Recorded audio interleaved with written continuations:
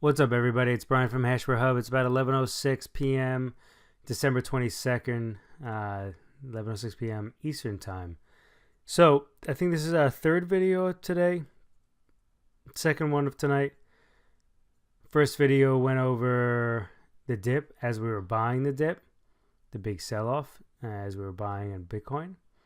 And the second one was a bit of a more recap of what happened for the rest of the day on Bitcoin. And right now we're going to be doing another, I guess what we were calling yesterday, a trifecta video. 3 hot altcoins: Ripple, Cardano, and Iota. But first, hit that subscribe button, hit the notification bell so you get all of our information directly in your inbox. Okay, and for those that are on Steemit, our videos are being posted on Steemit as well. So what we're looking at here is Cardano. And what we were saying, we only started doing Cardano videos a few days ago. Okay, but it very simply, you don't need to know much about what's going on here, and you can see that basically we were purchasing this back here and over here and over here. Okay, and as this was running up, guess what we were saying? Manage your risk. If you know anything about our videos, I must have said it a million times. I feel like a broken record. Manage your risk.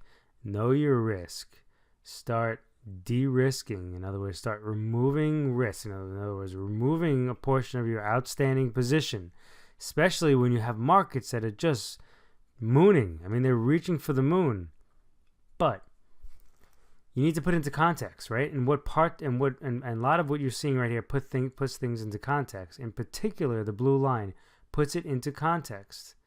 Okay, the blue line can be used for multiple different things, and I would behoove you to look at some of our videos as we talk more and more about the blue line. But basically, the blue line here, eventually, the price reverts to that blue line. The blue line is not a mean, but the price eventually reverts to that blue line. And the longer that it is away from the blue line and the further distance away from the blue line, the more probable it's going to revert. And when it reverts sharply. And it's exactly what we saw today across the cryptocurrency world. It's exactly what happened. I mean, 9 out of 10 of the ones that we follow. So as we were saying, sell up here, or at least remove a portion of your position.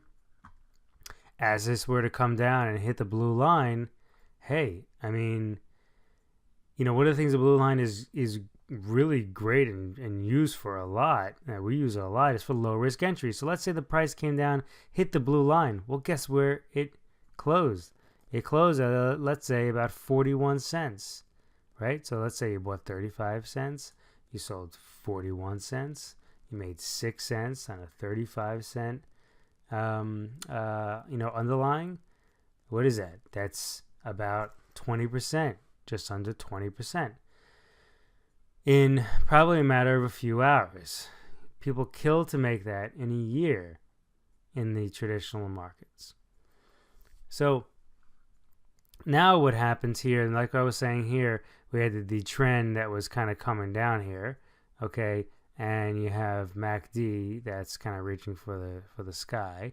We have the trend strength, which is still showing bullish, but I'd imagine this is going to fall off in another day or two if the price continues to stay where it is. So what is there to do from here? Really not much. We own it. There's nothing really for us to do right now. We're happy where we are. I can sleep really well tonight. Why? Because we were removing risk all throughout here. So our position is so small. It's minute. It's very little that we have left over from what we went ahead and we purchased. Okay, so right now we're at 40 cents. Okay, if my stop levels right now are like right over here. Okay, like 34 cents, 33 cents. I think it's actually 33 cents. So the market comes down to 33 cents. I'm out pretty much the rest of my position. So that's the way in which we're trading Cardano, and so you guys can see the way in which we're going about things. Next, let's take a look at Iota. Okay, Iota, same story. But even more so, since we have more data, our indicators like to use a lot of data. And Cardano hadn't been around a long time, so it didn't have much data really to calculate. So here you can see a fuller picture, okay? Here, okay, the market peaked right here, okay? The trend peaked right here, okay? Had this nice rollover, and it's been coming down. And we've been saying that the trend and the market are diverging. Anytime that happens, eventually the market, 9 out of 10 times, will move in the direction that the trend has been going over time. So, also, what else are we looking at here? Okay, the trend strength indicator just ticked off yesterday, just came down yesterday. Okay, that's a huge sign. Tells us a lot.